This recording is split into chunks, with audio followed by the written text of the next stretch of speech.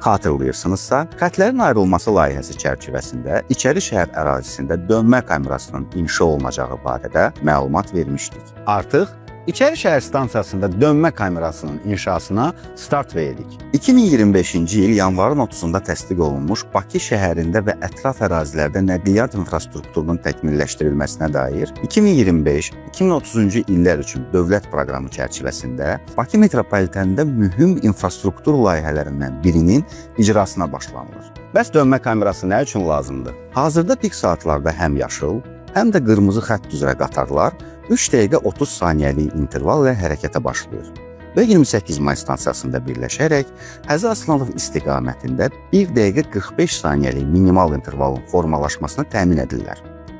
Lakin xəttlərin ayrılmasından sonra bu mexanizm artıq işləməyəcək.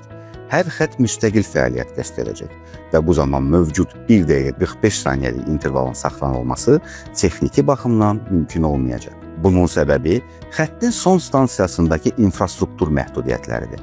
Hazırda bir qatar İçəri şəhər stansiyasına daxil olduqda, arxadan gələn qatar stansiyaya yaxınlaşa bilmir. Çünki ilk qatar stansiyanı tərk edib, bufer zonanı tam boşaltmadan növbəti qatarın hərəkətə başlaması mümkün deyil. Dönmə kamerasının tikilməsinin əsas məqsədi də məhz budur. Qatar stansiyaya daxil olub sərnişinləri düşürdükdən sonra tez bir şəkildə kamera daxilinə keçəcək.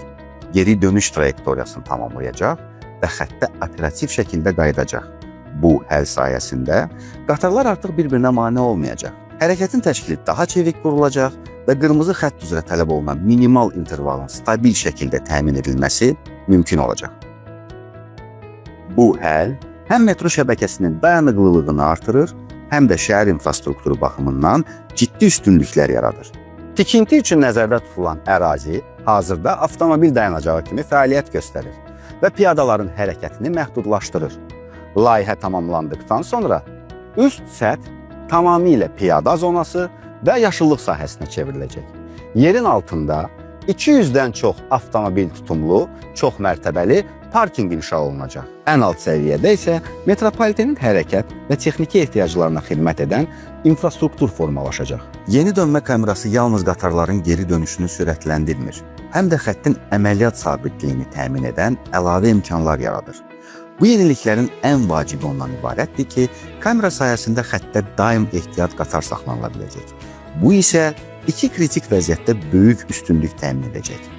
Birincisi, platformada sərnişin sıxlığı artdığı anda ehtiyat qatar dərhal xəttə buraxıla biləcək. Bu sərnişin axınının daha sürətli bölünməsinə və sıxlığın tez bir zamanda azalmasına imkan verəcək.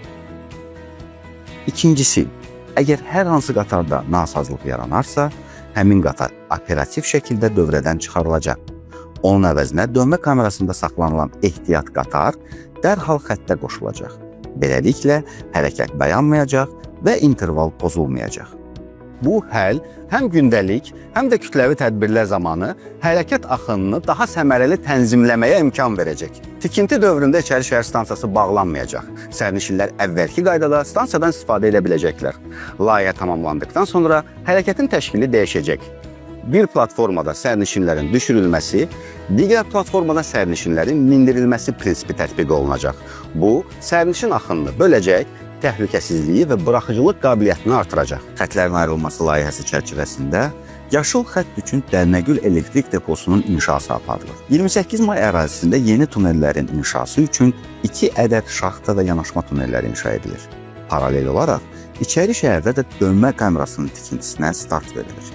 Növbəti mərhələdə isə Nizami və Cəfər Cabbarlı stansiyaları arasında birləşdirici tunelin tikintisi nəzərdə tutulur. Unutmayın ki, görülən bütün işlər şəhərimizin rifahı, sizin rahatlığınız və mənzil başına vaxtında çatmanız üçündür. Növbəti stansiyada görüşərik.